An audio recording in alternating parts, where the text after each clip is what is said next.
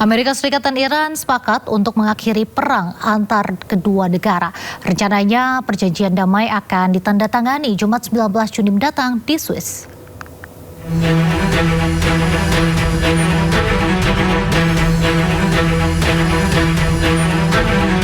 Amerika dan Iran telah sepakat berdamai meski baru bertemu secara virtual pada Minggu 14 Juni dan baru akan menandatangani kesepakatan pada Jumat 19 Juni di Swiss. Tercapainya kesepakatan dua negara ini ditandai dengan asap putih yang keluar dari Gedung Putih sebagai tradisi yang selalu dijaga di Gedung Putih. Beragam spekulasi menyebut ada upaya agar Iran dan Amerika tidak mencapai kesepakatan, termasuk spekulasi isu perbedaan pendapat di pemerintah Iran. Namun isu ini dibantah tegas oleh Presiden Iran. شورای امنیت نشستن و با قاطعیت با تمام اکثریت قاطع به اصطلاح حالا مسبب کردم الانم دارم گفتگو میکنن که ببینن چجوری هر چیزی هم که صلاح باشه رهبری نشون بده همه ما هم سپاه هم بسیج هم نمیدونم دولت همه ما اطاعت خواهیم کرد. Dikutip dari kantor berita Mer Iran, sejumlah poin telah disepakati di antaranya. Berakhirnya perang secara menyeluruh, pencabutan blokade Amerika di perairan Oman. Selat Hormuz dibuka, sanksi Iran ditangguhkan. Rencana rekonstruksi Iran senilai 300 miliar dolar Amerika. Pencairan aset Iran yang dibekukan sebesar 24 miliar dolar Amerika yang setengahnya dibayar di muka. Serta pembicaraan nuklir dalam 60 hari.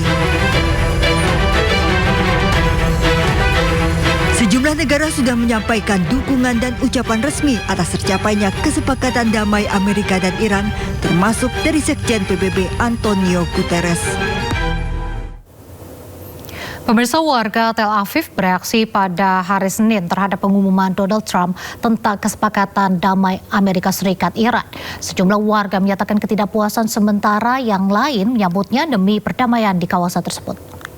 I don't think that's good for Israel to be stopped in terms of our ability to retaliate. I think Hezbollah will always try and terrorize the north and terrorize Israel. They're never going to stop despite whatever agreement they have with either the Lebanese government or the US government. It's all vacuous, it's empty, it's just ink on a paper. Hezbollah will continue to fire rockets 100%. They will aim to kill civilians. They probably will end up killing more civilians and soldiers. I don't think it's in Israel's favor or interest to hold back when they keep violating Israeli sovereignty. I think eventually we can have a peace deal with Lebanon, but their government has to have more control over the huge power difference between the Lebanese people and Hezbollah. So until then, I think it will probably just be a tit-for-tat situation. I don't think the agreement is good. I have a lot of friends in Iran, a good person, and just for her, for my friend, they're going to keep the war, just to destroy the Hamas. Only the Hamas, not the Republic Islamic and all the extremists all over the world. I think it's very important for people to be free. I think that war is always a mistake, but we have consequences, you know. There is two countries in this game, so it's hard, but we try to do it right. We need a peace. We, Israel and Iran, all of us, all the people, I think all of us need this peace. All of us want quiet, want good life. Presiden Komisi Eropa Ursula von der Leyen mengisyaratkan bahwa sanksi Uni Eropa terhadap Teheran tidak akan dicabut. Hal ini merupakan reaksi dari adanya sinyal kesepakatan damai Amerika Serikat Iran pada Jumat mendatang.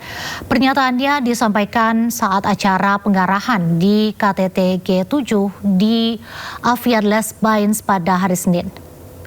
So we have a framework of sanctions that is responding to two main features.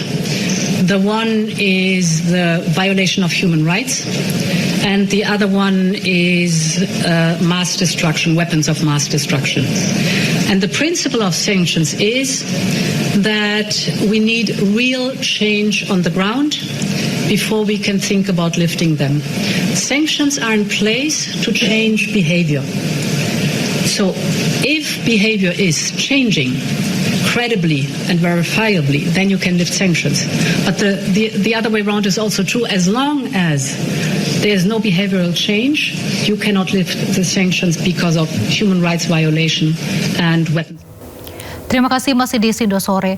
Pemirsa, Ketua Majelis Nasional Pakistan Sardar Ayaz Sadiq bertemu dengan Duta Besar Iran untuk Pakistan Reza Amiri Moghadam di Islamabad. Pertemuan keduanya untuk membahas jelang penandatanganan perjanjian damai dengan Amerika Serikat pada Jumat mendatang. Pertemuan antara Ketua Majelis Nasional Pakistan Sardar Ayaz Sadiq bertemu dengan Duta Besar Iran untuk Pakistan Reza Amiri Moghadam digelar di Islamabad. Pertemuan keduanya membahas sejumlah isu regional dengan berfokus pada penguatan perdamaian dan stabilitas di kawasan dan dunia. Dalam pertemuan ini, Iran menemui upaya Pakistan yang mendukung tercapainya kesepakatan dengan Amerika Serikat. Iran pun akan terus mengingat peran Pakistan dalam mendukung upaya gencatan senjata dan mencapai perdamaian. Sementara itu, Menteri Luar Negeri Iran Abbas Araghchi menekankan putaran pertama negosiasi untuk kesepakatan akhir dengan Washington akan dimulai setelah penandatanganan nota kesepahaman. قرار هست که روز جمعه در کشور سوئیس، حالا محل دقیقش رو باید مشخص بکنیم، یک دیداری انجام بشه بین هیئت‌های دو طرف که در اون رؤسای هیئت‌های دو طرف اولا این یادداشت تفاهم رو امضا بکنن و بعد اولین دور مذاکرات بعدی رو. Sementara itu, juru bicara Kementerian Luar Negeri Iran, Esmail Baqi, tegaskan bahwa menghentikan pertempuran di Lebanon adalah bagian inti dari kesepakatan Teheran dengan Washington. یادداشت تفاهم 3 بار از کلمه لبنان استفاده شده.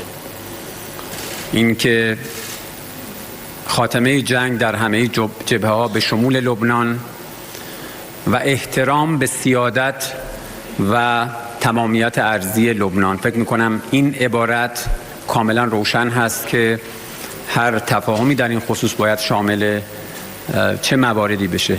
احترام به تمامیت سرزمینی و حاکمیت ملی لبنان. لذا کاملا روشن هست که مختصات این تعهد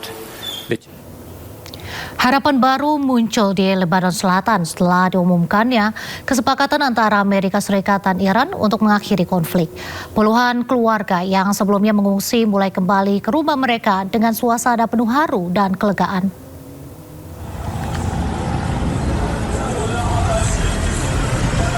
Arus kepulangan warga terlihat di Lebanon Selatan setelah diumumkannya kesepakatan antara Amerika Serikat dan Iran untuk mengakhiri konflik.